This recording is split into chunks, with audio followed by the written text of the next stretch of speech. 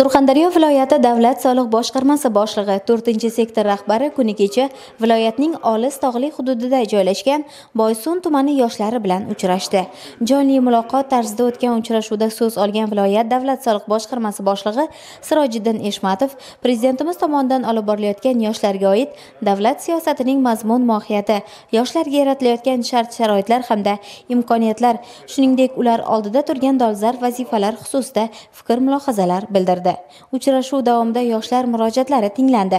Kelib tushgan murojaatlarning ijrosini ta'minlash yuzasidan mutasaddi tashkilotlar tomonidan chora-tadbirlar belgilab olindi.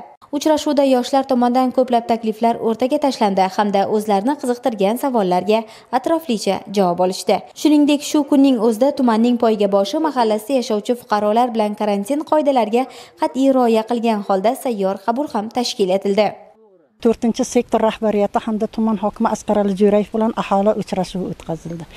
Bu uchrashuvda ular aholining muammolarini o'rganib, ularga batafsil masalalarni hal qilish bo'yicha javob berdilar va biz ulardan muloqotda bo'ldik. Biz bu uchrashuvda katta natijalar umidvormiz. Bunday uchrashuvlarni o'tkazgani va aholi bilan yaqindan tanish uchun biz bilan tanishga tashrif buyurganligi uchun biz rahbariyatga va 4-sektor rahbarlariga katta minnatdorchilik bildiramiz.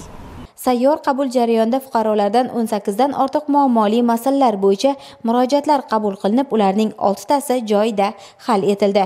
Qolgan murojaatlar yuzasidan tushuntirishlar berildi hamda har bir soha rahbariga muammoni o'rganib, qonuniy va ijobiy hal qilinishini ta'minlash bo'yicha topshiriqlar ham berildi.